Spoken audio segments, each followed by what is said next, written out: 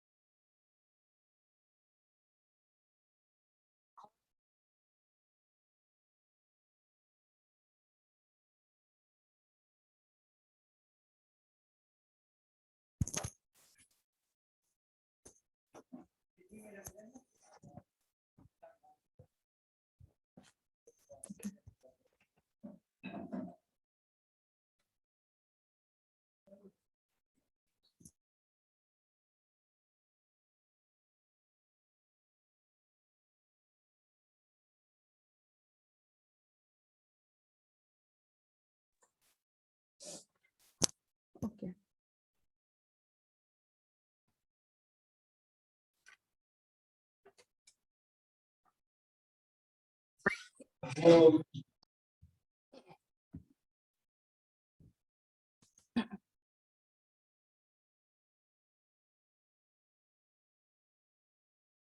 Now this is the architecture of a cache memory where we have a CPU, cache memory, or we have a main memory. Okay. So in between the CPU and cache, we are saying that this is a word transfer between the CPU and cache to memory. Main memory is a block transfer. Okay. So if now this is also architecture of your cache memory where we are also using the secondary memory also. ठीक है. तो इस diagram में आप देखेंगे क्या आपका CPU है, सीपीयू आपका कनेक्ट है कैश मेमोरी से, एंड देन आपका प्राइमरी मेमोरी आप मेन मेमोरी बोल दीजिए, और सीपीयू आपका डायरेक्टली प्राइमरी मेमोरी से भी कनेक्टेड है, एंड आपकी प्राइमरी मेमोरी सेकेंडरी मेमोरी से कनेक्टेड है. ठीक है. अगर अब किस प्रोसेसर को कोई भी डेटा या इंस्ट्रक्शन जिसे एक्सेस करना है मेमोरी से, ठीक है, तो अब जो आपका प्रोसेसर है उसको एक्सेस करने में कितना टाइम लगेगा या कैसे वो फास्ट या स्लो होगा, तो देखिए हम राइट टू लेफ्ट अगर मूव करते हैं सेकेंडरी मेमोरी से, ठीक है, तो सपोज कोई डेटा हमारा सेकेंडरी मेमोरी में है, ठीक है, तो सेकेंडरी मेमोरी से हमारे प्रोसेसर को कोई डेटा एक्सेस करना है तो वो क्या करेगा, सीपीयू सबसे पहले हमारी प्राइमरी मेमोरी से जाएगा एंड प्राइमरी मेमोरी से हमारी सेकेंडरी मेमोरी एसोसिएट होगी, तो वहां से वो डेटा को फैच करेगा, एक्सेस करेगा एंड वापस से कहां पर देगा, हमारे प्रोसेसर को. देखिए यहाँ पर हमारी बाई डायरेक्शनल प्रोसेस हो रही है. ठीक है. तो फैच एंड एग्जीक्यूट या फिर जो भी हमारी प्रोसेस है वो बाई डायरेक्शनल होगी कि हम मेमोरी से डेटा को फैच करेंगे एंड उसे प्रोसेसर को प्रोवाइड करवाएंगे. ठीक है. तो प्रोसेसर से हमारा सेकेंडरी मेमोरी से मेन मेमोरी में आएगा. ठीक है. ये रिक्वेस्ट गया, यहाँ से आप मान लीजिए ये आपकी रिक्वेस्ट गई, यहाँ से प्राइमरी से सेकेंडरी के पास, ये वाली सेकेंडरी मेमोरी से हमने डेटा फैच किया, वो डेटा हमारे पास प्राइमरी मेमोरी के पास आएगा या मेन मेमोरी के पास, देन वो डेटा हमारे किसके पास आएगा, प्रोसेसर के पास, या फिर आप इसे कैश मेमोरी को भी प्रोवाइड कर सकते हैं और आप डायरेक्टली प्रोसेसर को भी प्रोवाइड कर सकते हैं. ठीक है. अगर वो डेटा हमारा फ्रिक्वेंटली यूज है तो उसकी एक कॉपी हमारी कैश मेमोरी के पास भी अवेलेबल रहेगी ताकि हम उसे रिपीटेटिवली उसे हम यूज कर सकें. ठीक है. अब जिस डेटा को हम सेकेंडरी मेमोरी से स्टोर से फैच करा कर ला रहे हैं, देन उसे मेन मेमोरी को प्रोवाइड करवा रहे हैं, then main memory cache memory को प्रोवाइड करवा रही है, देन उसे प्रोसेसर एक्सेस कर रहा है या फिर डायरेक्टली प्रोसेसर को प्रोवाइड करवा रही है.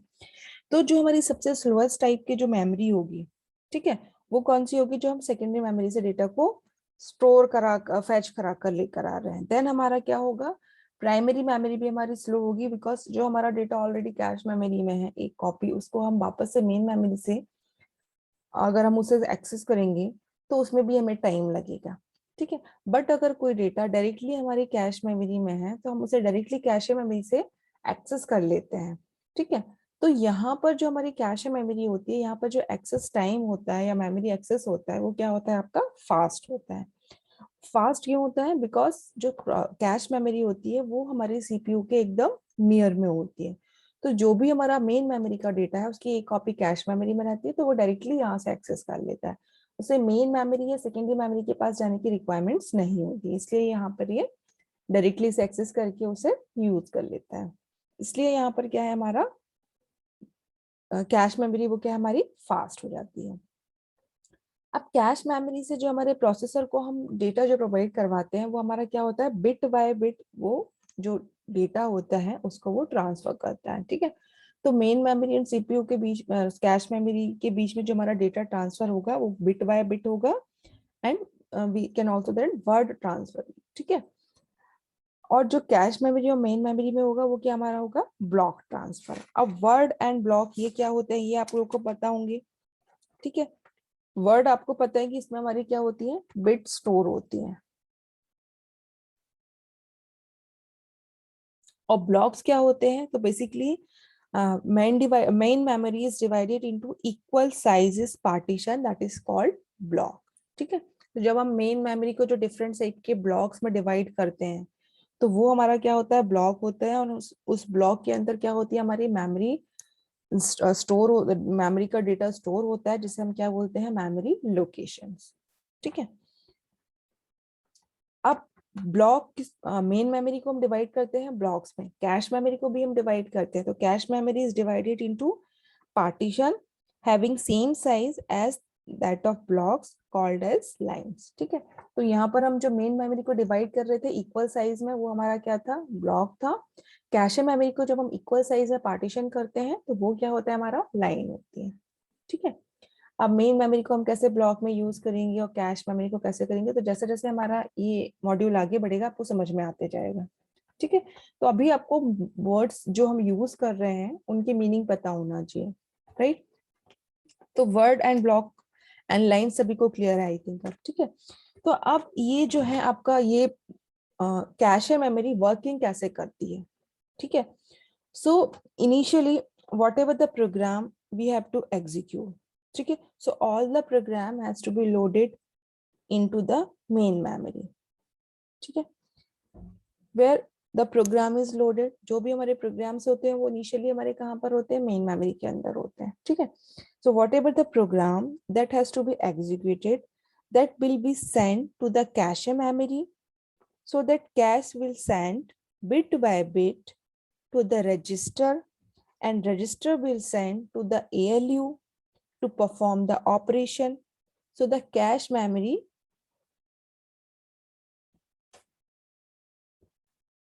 holds the frequently requested data and instruction so that they are immediately available the CPU when needed. ठीक है, तो बेसिकली क्या होता है, इनिशियली जो भी हमारे प्रोग्राम्स होते हैं वो हमारे किसके अंदर होते हैं, मेमोरी के अंदर होते हैं। अब जो भी प्रोग्राम हमने एग्जीक्यूट कराना है हम उनको क्या करते हैं, मेन मेमोरी से कैश मेमोरी के पास सेंड करते हैं। ठीक है, कैश मेमोरी क्या करता है, उन इंस्ट्रक्शन को बिट बाय बिट किसके पास भेजता है, प्रोसेसर के पास।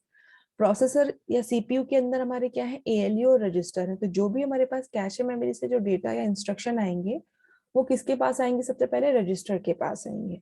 ठीक है, रजिस्टर में स्टोर होंगे, देन रजिस्टर क्या करेगा, उन ऑपरेशंस जो इंस्ट्रक्शंस हैं उनके ऊपर ऑपरेशन परफॉर्म करेगा थ्रू एएलयू। एएलयू भी हमारा सीपीयू के अंदर है, वो ऑपरेशन परफॉर्म करने के बाद क्या करेगा, हमारा जो रिजल्ट होगा उसको वापस से स्टोर करवाएगा मेमोरी के अंदर। ठीक है, तो ऐसे हमारे क्या करती है, कैश मेमोरी वर्क करती है। सपोज हमारे कोई इंस्ट्रक्शन है, टू इंस्ट्रक्शन है, सपोज कोई एक इंस्ट्रक्शन हमारा सीपीयू में है, एक इंस्ट्रक्शन हमारा कैश मेमोरी में है। ठीक है, एक और कैश मेमोरी एक और इम्पोर्टेंट टास्क क्या करती है कि जो भी हमारे इंस्ट्रक्शन एग्जीक्यूट होने वाले हैं, ठीक है, उनको भी होल्ड कर कर रखती है कि जो हमारा फ्रिक्वेंटली या जो नेक्स्ट इंस्ट्रक्शन हमारा कौन सा एग्जीक्यूट होगा या कौन कौन से इंस्ट्रक्शन हमें एग्जीक्यूट कराने हैं, तो उन सबको भी होल्ड कर कर कौन रखता है, कैश मेमोरी। ठीक है, सो इस तरह से हमारी कैश मेमोरी वर्क करती है। सपोज एक इंस्ट्रक्शन हमारा यहाँ पर है, एक इंस्ट्रक्शन यहाँ पर है, और हमें इस मेमोरी में हमारे पास डेटा स्टोर है जिसके ऊपर हमें उसे एक्सेस करना है, उसके ऊपर ऑपरेशन परफॉर्म कराना है, तो मेन मेमोरी कैश मेमोरी को सेंड करेगी, कैश मेमोरी सीपीयू के पास सेंड करेगी, बट सीपीयू के अंदर हमारा एएलयू रजिस्टर है तो पहले वो रजिस्टर के पास जाएगा, रजिस्टर एएलयू को सेंड करेगी, उस पर ऑपरेशन परफॉर्म करेगा एएलयू, देन हमें जो भी रिजल्ट है वो शो करेंगे।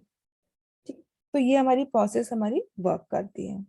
ठीक है, सो बेसिकली जो हमारा कैश मेमोरी होता है, cash memory is attached for storing the input which is given by the user and which is necessary for the CPU program or performance a task। ठीक है, so basically क्या होता है, cache memory हमारी attach होती है किसके साथ, अटैच करके रखते हैं हम उसको मेमोरी के साथ, ताकि वो जो स्टोर कर सके, हम जो भी हमारा यूजर है जिसे वो यूजर के थ्रू जो भी इनपुट्स आ रहे हैं उनको स्टोर कर सके, और उन इनपुट्स पर या उन इंस्ट्रक्शन पर सीपीयू को कौन सा टास्क परफॉर्म करना है, ठीक है, वो टास्क परफॉर्म हो सके, तो वो डायरेक्टली कैश मेमोरी से उसको एक्सेस करके उसका डेटा जो है वो ऑपरेशन जो है वो परफॉर्म हो सके, राइट। तो इस तरह से हमारा क्या करता है, ये वर्क करता है। और बेसिकली कैश मेमोरी को हम यूज करते हैं for the speed up and for और the synchronization with high speed CPU. ठीक है, तो जो सीपीयू है उसकी स्पीड को हमें बढ़ाना है, उस सिंक्रोनाइजेशन हमें हाई हाई करना है, स्पीड हमें सीपीयू की हाई करना है। ठीक है, तो उन सब के लिए हम क्या यूज करते हैं, कैश मेमोरी का। ठीक है, सीपीयू ये हमारा प्रोसेसर फास्टली कैसे वर्क करेगा, जब उसे किसी भी डेटा को एक्सेस करने में या किसी भी ऑपरेशन को परफॉर्म कराने में ज्यादा टाइम नहीं लगेगा। अगर हमारा सिस्टम स्लो हो जाए, किसी ऑपरेशन को बहुत स्लो स्लो परफॉर्म करे, या कोई हमें डेटा सर्च करना है या डेटा फाइंड करना है और उसको फाइंड करने में या सर्च करने में बहुत ज्यादा टाइम लगे, ठीक है, तो उसमें हमारा प्रोसेसर जो है वो स्लो वर्क करता है। बट हमें अपने प्रोसेसर को स्पीड अप करना है कि वो फास्टली प्रोसेस कर सके। तो हम क्या करते हैं, जो हमारा डेटा है उसकी एक कॉपी कैश मेमोरी को प्रोवाइड करते हैं, ताकि प्रोसेसर डायरेक्टली कैश मेमोरी से उस डेटा को एक्सेस कर सके और ऑपरेशन परफॉर्म कर सके। ठीक है, सो आई थिंक सभी को क्लियर होगा कि कैश मेमोरी हम क्यों यूज कर रहे हैं, फास्ट क्यों है, ठीक है, और कैसे वो वर्क कर रही है। So different type of level of memory भी आप बोल सकते हैं। उसमें क्या क्या आया था, जैसे मैंने बताया था, register, cache memory, man memory and secondary memory. तो आप लेवल्स उसके 4 लेवल्स भी बता सकते हैं, 5 लेवल्स भी बता सकते हैं, जैसे भी आपको बताना, मैंने सारे लेवल्स आपको बता दिए हैं। ठीक है, अब जैसे हमने यहाँ पर कैश मेमोरी, एक सिंगल कैश मेमोरी का यूज किया था कि हम कॉन्सेप्ट बता रहे थे कैश मेमोरी हम यूज करते हैं। अब हम इस कैश मेमोरी को भी हम मल्टीपल वे में यूज करते हैं, मल्टीपल कैश मेमोरी भी हम यूज करते हैं in between the CPU and main memory. ठीक है, ये देखिए, this is a diagram of 3 level cache memory, 2 level cache memory, 1 level cache memory. So इसमें डिफरेंट डिफरेंट लेवल जो हम कैश की यूज करते हैं, that is called a multi level cache memory.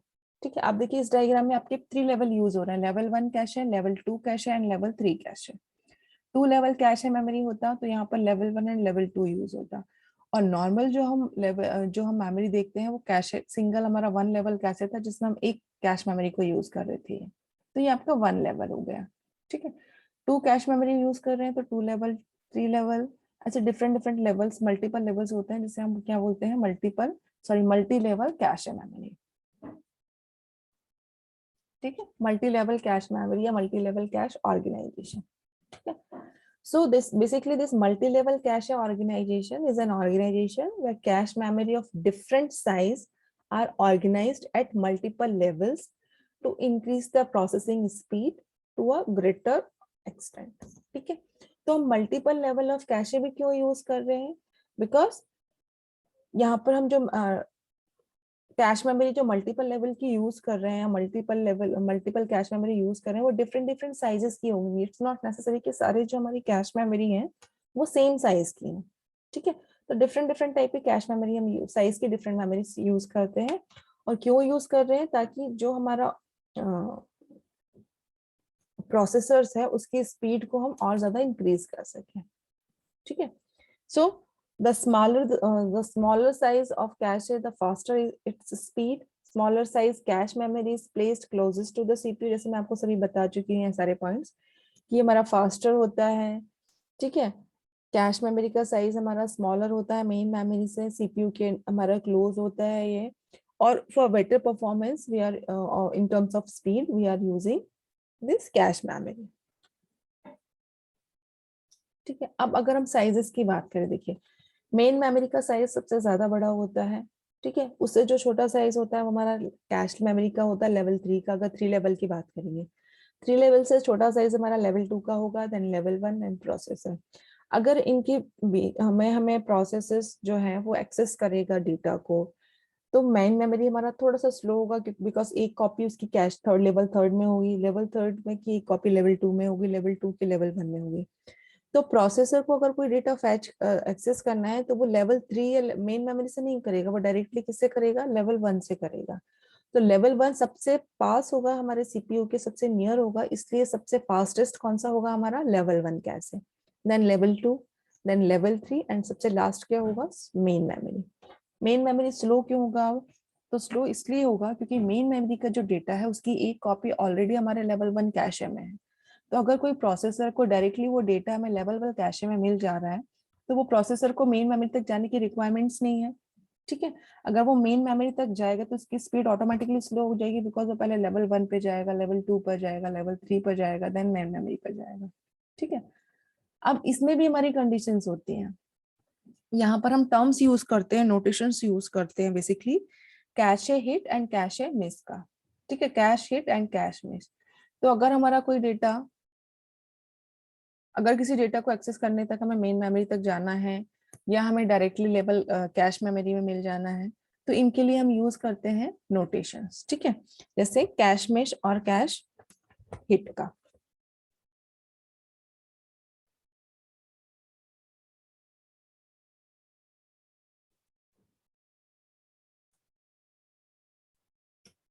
ठीक है, सो बेसिकली कैश हिट और cache miss का जो कॉन्सेप्ट है वो क्या होगा आपका, जैसे आपका फर्स्ट है कैश हिट,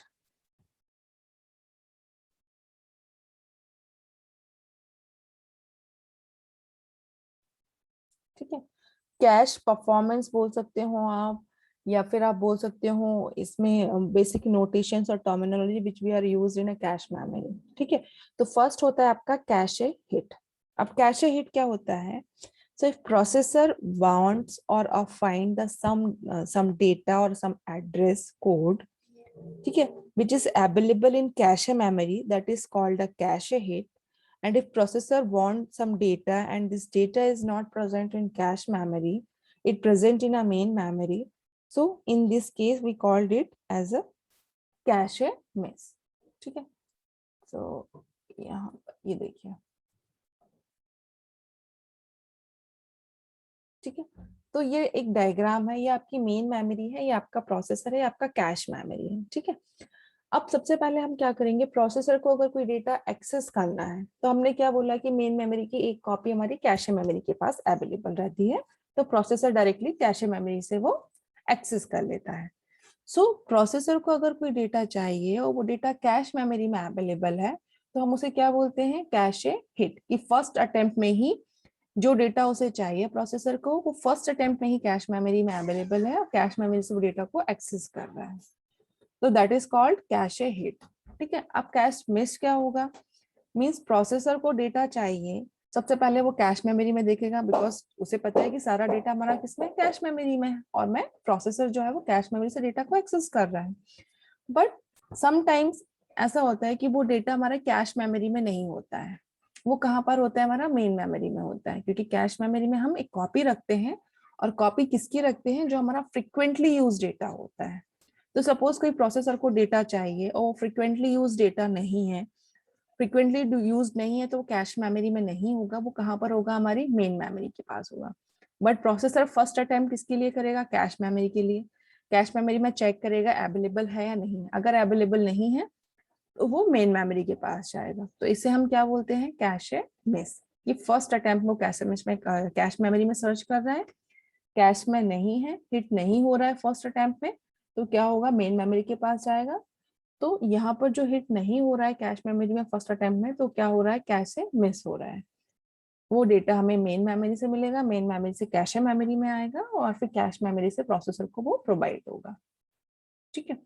तो ये दो टर्म हो गए, कैश हिट और कैश मिस, ये क्लियर है सभी को, हिट एंड मिस क्लियर है ये सभी को।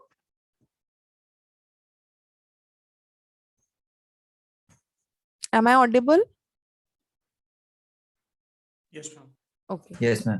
क्लियर है सभी को हिट एंड मिस। देखिए हिट एंड मिस हम इसलिए डिटेल में पढ़ रहे हैं बिकॉज आगे जो हमें पता, अभी हम जैसे मैपिंग जब हम करेंगे तो वहां पर ये आपका हिट एंड मिस का कॉन्सेप्ट यूज होगा, आपकी वहां पे न्यूमेरिकल्स भी हम सॉल्व करेंगे, ठीक है। तो इसलिए हिट एंड मिस हमें क्लियर होना चाहिए कि क्या होते हैं, राइट। अब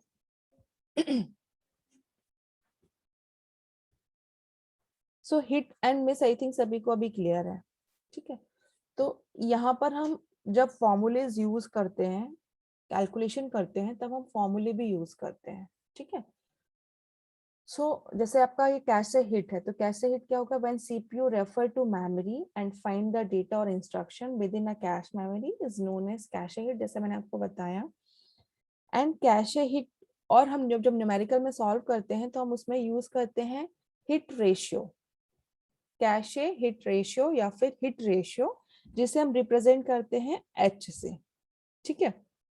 उसका फॉर्मूला क्या होता है, hit means number of hits upon total number of bus cycle, या आप बोल सकते हैं total CPU reference to memory into 100, ठीक है। ये फॉर्मूला नहीं है, दूसरा फॉर्मूला जो मैं बता रही हूँ वो है, ठीक है। तो जैसे यहाँ पर हिट रेशियो का दिया है इन्होंने, hit upon hit plus miss, ये फॉर्मूला भी हम यूज करते हैं। और एक फॉर्मूला जो होता है वो that is number of hits, H is equal to number of hits upon total number of bus cycle या total number of CPU reference to memory into 100, ठीक है। तो access time for a reference found in cache called hit is the property of cache size and organization। तो cash के hit जो है या cash से मिस जो है वो किसकी प्रॉपर्टी है, आपकी कैशे साइज एंड ऑर्गेनाइजेशन। तो जो कैश का साइज एंड ऑर्गेनाइजेशन है उसकी प्रॉपर्टी होती है हमारी कैशे हिट मिस जो हम बता रहे हैं, ठीक है। नेक्स्ट होता है आपका कैश मिस। तो कैश मिस क्या होगा आपका, कि जो डेटा आपका कैश मेमोरी में नहीं है मेन मेमोरी में है, तो उसे मेन मेमोरी से डेटा को फेच करा कर लाना है, ठीक है। तो यहाँ पर जो हम फॉर्मूला यूज करते हैं वो क्या होता है, मिस रेशियो या cache miss hit, miss ratio is equal to 1 minus hit ratio या 1 माइनस एच, ठीक है। ये फॉर्मूला हम यूज करते हैं जब हमें मिस कैलकुलेट करना होता है, कैश मिस कैलकुलेट करना होता है, ठीक है। अब जो आपकी कैशे मिस होती है वो भी 3 टाइप की होती है, ठीक है। मैं सब अभी सिर्फ उसके नेम बता रही हूँ आपको, ठीक है। 3 टाइप के मिस होते हैं, instruction read miss, data read miss and data right miss. So basically this cache miss refer to a failed attempt to read or write a piece of data or information in the cache, which results in a main memory access time with much longer latency, ठीक है। तो cache miss basically क्या करता है, जो हमारा failed attempt होता है रीड एंड राइट का पीस ऑफ डेटा, जो इन्फॉर्मेशन हमें एक्सेस,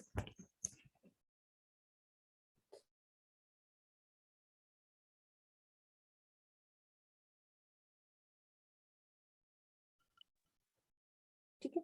तो जो भी रीड राइट जो भी हमारे डेटा होता है उसको वो जो फेल्ड अटेम्प्ट होता है कि कैश मेमोरी में उसे सर्च किया वो नहीं मिला, तो मेन मेमोरी से वो डेटा रिजल्ट हमें मिलेगा, मेन मेमोरी से एक्सेस करना पड़ेगा, बट उसमें हमारी क्या होती है लॉन्गर लेटेंसीज लगती हैं, मींस थोड़ा सा हमें टाइम लगता है उससे एक्सेस करने में, ठीक है।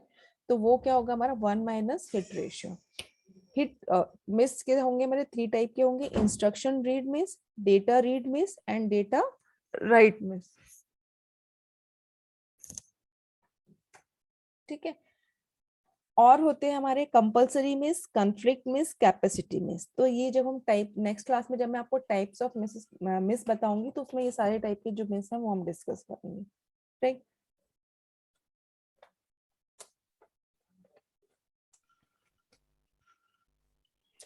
So the performance of this cache memory is frequently measured in terms of this cache miss or cache miss or cache hit, तो we called as a hit ratio, ठीक है। तो कैश मेमोरी की जो हम परफॉर्मेंस को major करते हैं वो किससे करते हैं, कैश हिट रेशियो के थ्रू। कैश हिट रेशियो में हमारे टर्म्स जो यूज होते हैं that is hit and miss, ठीक है। नाउ नेक्स्ट जो टर्म यूज होता है that is average memory access time.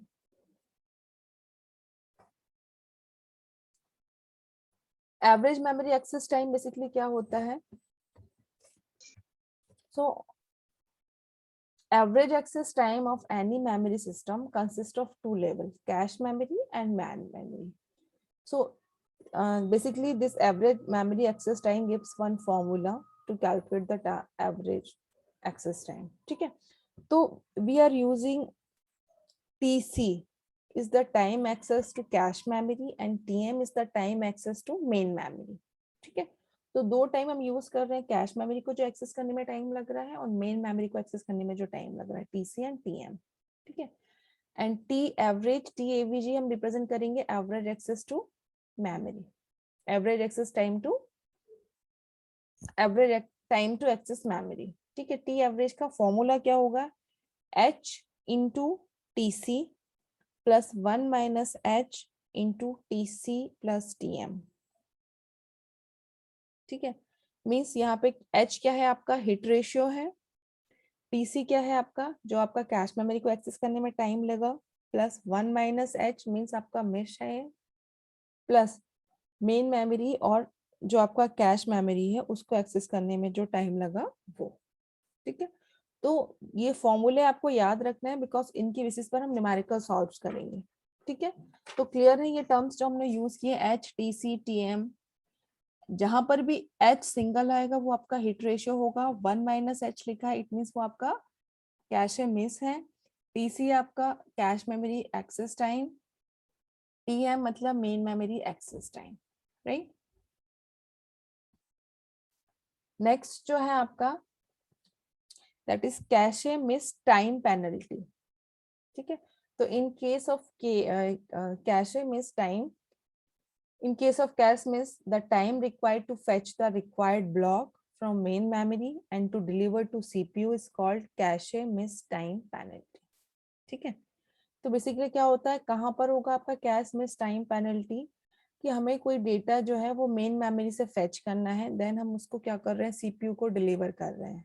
ठीक है, तो जैसे मैंने आपको बताया कि सीपीयू सबसे पहले कैश मेमोरी में देखता है, कैश मेमोरी में नहीं होता तो मेन मेमोरी में जाता है।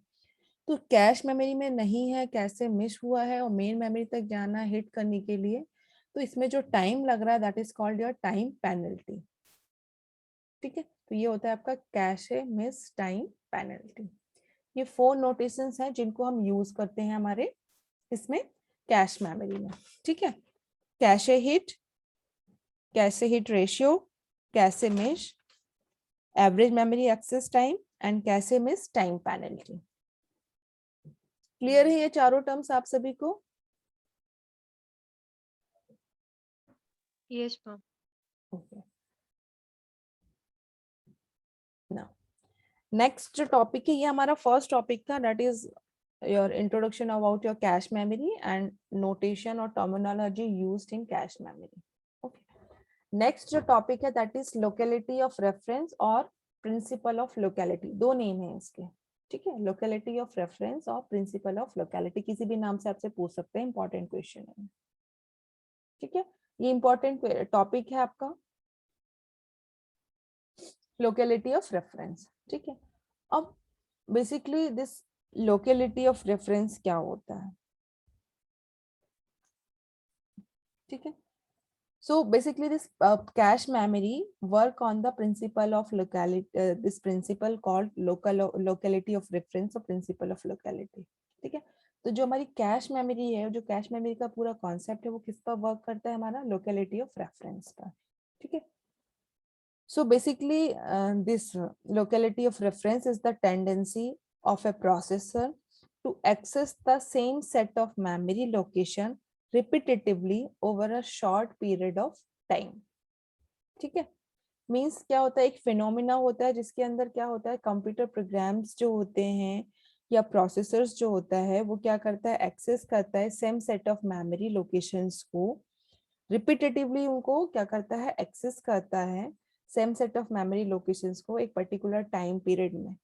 ठीक है, या एक शॉर्ट टाइम पीरियड में। ठीक है, that is called your principal of locality. ठीक है, सो इसमें हम क्या करते हैं, basically describes the same value related storage locations that is being frequently used। ठीक है, for a particular time period। तो यहाँ पर जो आपका लोकेलिटी ऑफ रेफरेंस में हम किस में या इसको डिस्क्राइब करने के लिए हम किस जो यूज होता है वो आपका क्या है, कि हम इसको डिस्क्राइब करने के लिए सेम वैल्यू लेते हैं या फिर रिलेटेड स्टोरेज लोकेशंस लेते हैं जो फ्रिक्वेंटली एक्सेस्ड हो रहे हैं पर्टिकुलर टाइम पीरियड में, तो हम उनको लेकर उसको डिस्क्राइब करते हैं। ठीक है, so basically this locality of reference means refer to the tendency of a computer program to access instruction whose address are near one another। ठीक है, अब इसको मैं आपको डायग्राम से समझाऊंगी, तब आपको समझ में आएगा कि हम यहाँ पर जो बोल रहे हैं कि एड्रेस नियर वन अनदर ये क्या है, या फिर कौन से हम इंस्ट्रक्शंस को रेफर करेंगे या कौन से एड्रेस को हम रेफर करेंगे। तो बेसिकली लोकेलिटी ऑफ रेफरेंस में हम क्या करते हैं, जो सेम सेट ऑफ हमारी मेमोरी लोकेशंस होते हैं उनको हम रेफर करते हैं दूसरे लोकेशंस के लिए या दूसरे डेटा के लिए, ठीक है। तो basically the property of locality of reference is mainly shown the loop and subroutine calls in a program, ठीक है। तो जो आपके सब रूटीन कॉल्स जो होते हैं प्रोग्राम में वर्क करते हैं, या फिर आपके जो लूप्स जो वर्क करते हैं, ठीक है, तो यहाँ पर लोकेलिटी ऑफ रेफरेंस भी हमारा इसी टाइप से कुछ वर्क करता है, ठीक है। तो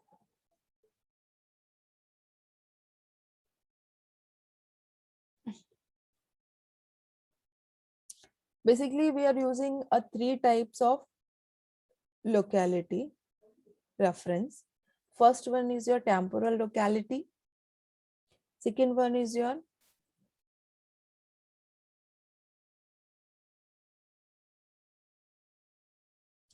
spatial locality, and third one is your sequential locality, ठीक है। तो ये 3 टाइप की लोकेलिटीज जो हम यूज करते हैं प्रिंसिपल ऑफ लोकेलिटीज में, ठीक है। इन तीनों की वर्किंग अलग है, बट जो आपका टेम्पोरल और जो आपका स्पेशल लोकेलिटी है, इन दोनों लोकेलिटी में स्लाइटली डिफरेंस है। अगर आप मतलब फर्स्ट टाइम अगर मैं आपको बताऊंगी तो आपको ऐसा लगेगा कि ये दोनों ही लोकेलिटी सेम है, क्या डिफरेंस है। तो इन दोनों में स्लाइटली डिफरेंस है, जो हमें अंडरस्टैंड करना है कि वो जो स्लाइटली डिफरेंस है वो क्या है, ठीक है। तो बेसिकली इन जो लोकेलिटी जो टाइप्स ऑफ लोकेलिटी हैं जिनमें हम बोल रहे हैं कि 3 टाइप्स की लोकेलिटी हैं, तो बेसिकली यहाँ पर क्या होगा, जो भी हमारे डेटा है या जो इंस्ट्रक्शंस हैं जिनको हम फेच करते हैं मेमोरी से, तो वो कौन से डेटा को या कौन से मेमोरी लोकेशन से हम डेटा को फेच करेंगे, कौन से डेटा को बेसिकली कौन से डेटा को फेच करेंगे हम, ठीक है, या कौन से डेटा को हम स्टोर कराएंगे कैश मेमोरी के अंदर, कैसे हम उसको मेन मेमोरी से सर्च करेंगे, ठीक है। तो ये सारा जो प्रोसेस होता है वो हमारा किस में आता है, लोकेलिटी ऑफ रेफरेंस में, जिसमें हम टेम्पोरल में डिफरेंट होगा, स्पेशल एंड सीक्वेंशियल, ठीक है। तो आई थिंक ये अभी कंप्लीट नहीं हो पाएगा, तो कल 9 o'clock पर हम ये डिस्कस करेंगे प्रिंसिपल ऑफ लोकेलिटी डिटेल में, ठीक है। और आज इवनिंग तक आप लोग बता दीजिएगा कि फ्राइडे आप लोग क्लास ले सकते हैं, तो हम कल से मैं क्लासेस नहीं कंटिन्यू करूंगी, फ्राइडे हम लोग शेड्यूल करेंगे फिर, ईच फ्राइडे, ओके मैम। ठीक है। एंड क्वेश्चन बैंक में अपलोड कर दूंगी। सेकेंड मॉड्यूल में जो भी मैंने चेंजेस किया था लास्ट टू आपके data level and thread level में, वो वाली फाइल में वो वाली रिमूव करके जो न्यू फाइल है वो मैं अपलोड कर दूंगी उसमें GCL में। एंड असाइनमेंट्स जिन लोगों ने सबमिट